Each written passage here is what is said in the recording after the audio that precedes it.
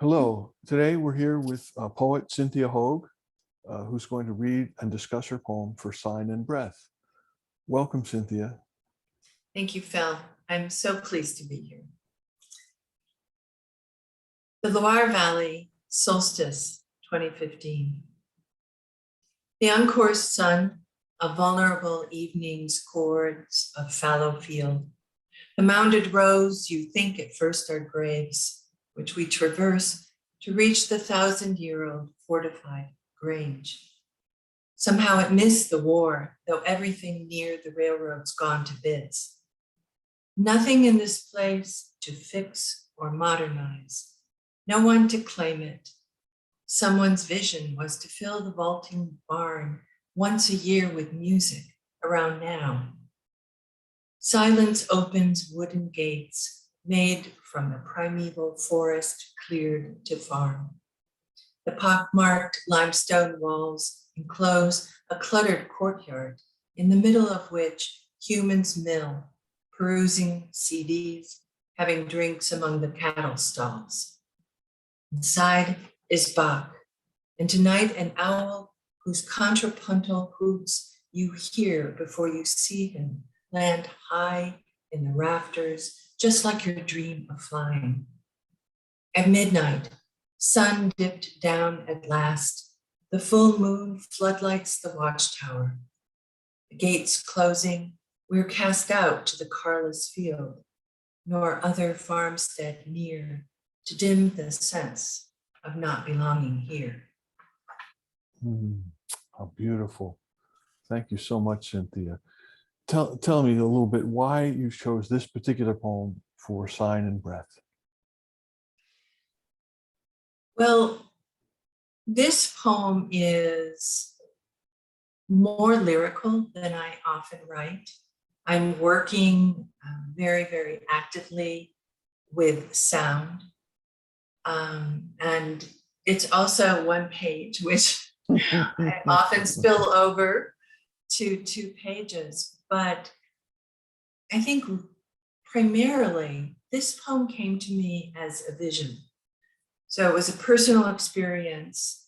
And as I'm going through the experience, I'm getting the visual images that I realize are going to become a poem.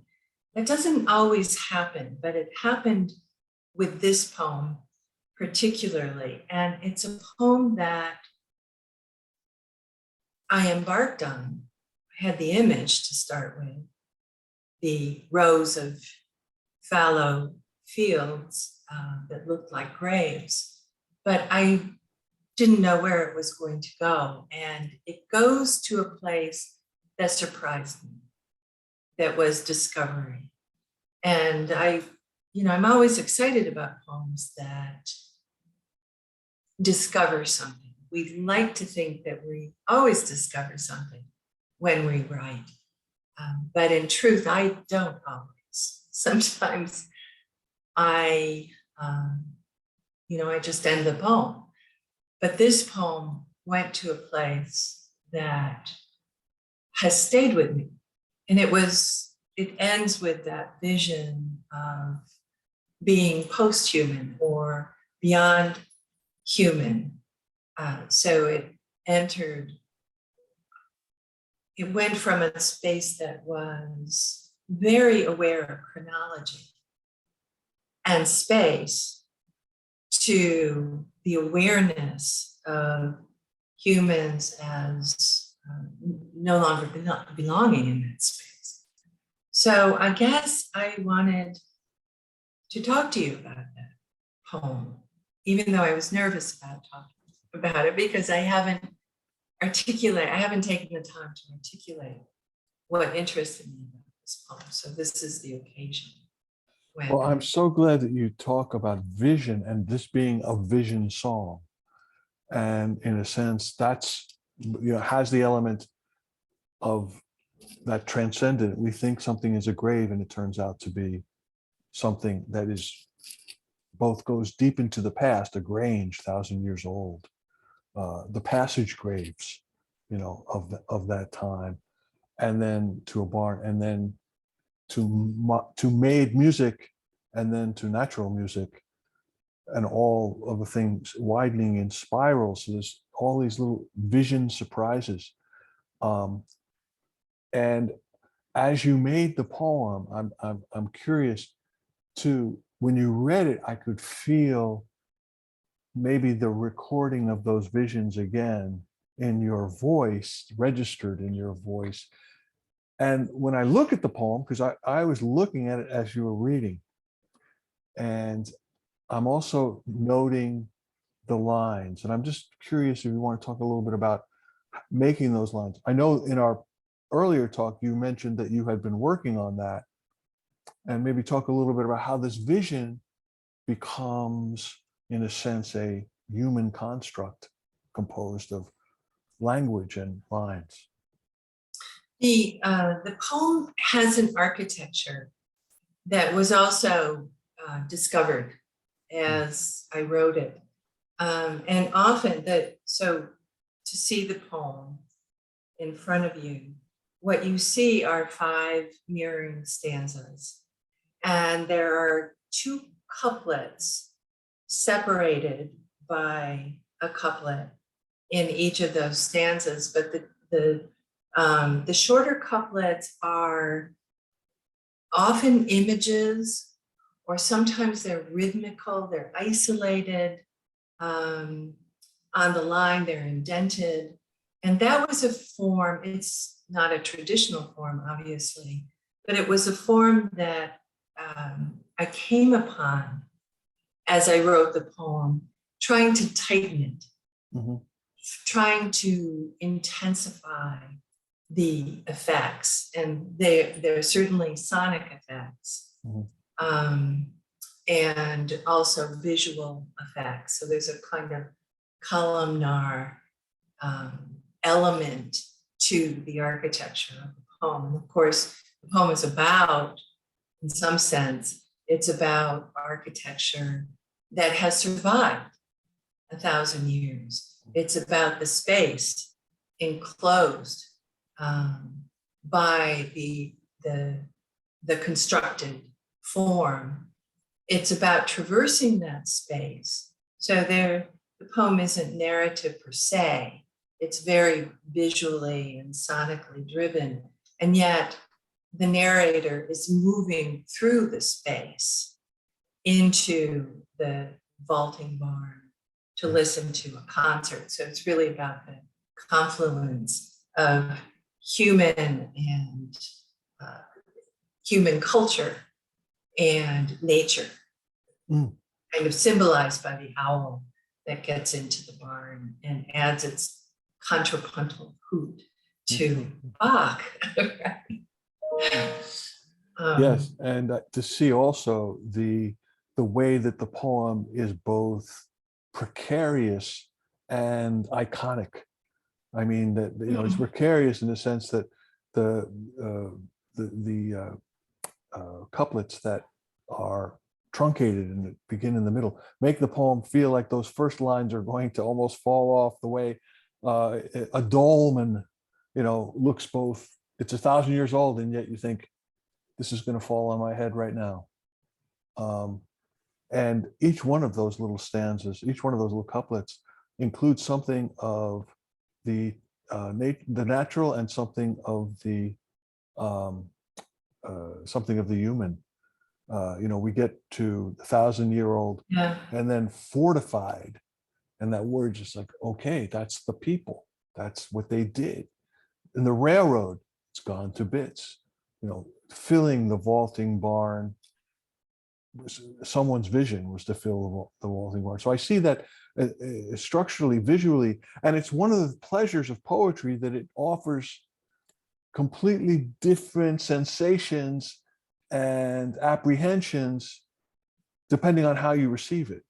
And I had the pleasure and privilege of listening and watching at the same time, which is very rare, I think. We don't usually get to see and hear the poem at the same time and to apprehend it. But for you, having made or discovered this architecture and this vision, could you talk a little bit about how those two things have left you looking at the poem as you look at it now, in whatever way you see it? Well, actually, as you're talking, I'm realizing something about the poem that was probably undergirding the poem unconsciously, more than consciously. But as you say, it's a fortified grange. And the fortification comes from the fact that there were so many threats. One tribe or one area of the land would rise up to threaten another, or to steal the grain, or to steal the cattle. And then we moved to the impression that the railroad has been destroyed, and it was destroyed during World War II. And the fact that we start with the fallow fields that seem at first to the narrator like graves, there's a real historical context there of something transcending the historical threat and the ravages of humans against humans over time, that tension between trying to cultivate the land to live as a subsistence farm and trying to colonize, trying to take over. And I hadn't quite realized that until you were talking about it, Phil. And then to fill that space, someone's vision was to fill that space with music, with a music festival, annual music festival, which was the occasion for our being there at all. So that sense of history, undergirding both the poem and also the place, and then the place, the architecture, the building, being repurposed to house human culture and beauty. And ironically, the humans taking the place of the cattle in the cattle stalls as they're, having a drink or looking at the CDs, but really there to enjoy the music in the middle of this field. And so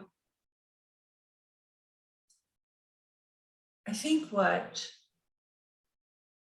I wanted to do with the poem in terms of building it was not to approximate that architecture, but to create a parallel architecture that could house it.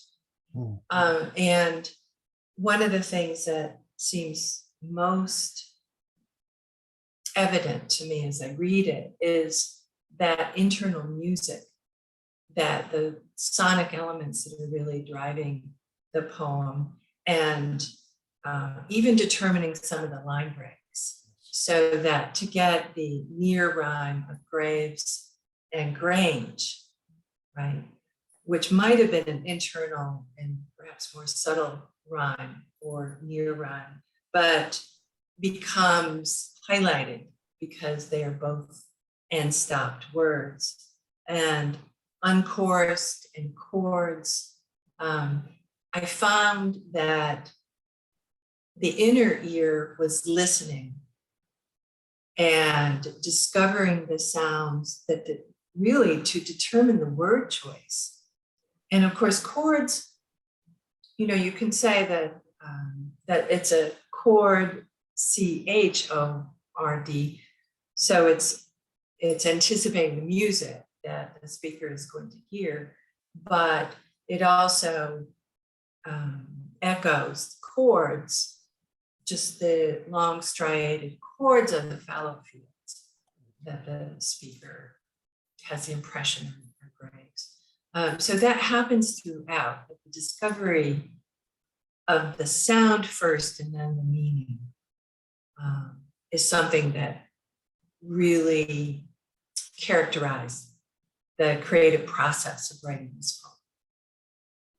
Thank you so much, Cynthia. We started with difficulty connecting with time zones, and you've ended by reminding us of the nature of time and eternity. Yeah. Thank you so much for joining us at Sign and Breath. Thank you, Phil. Pleasure.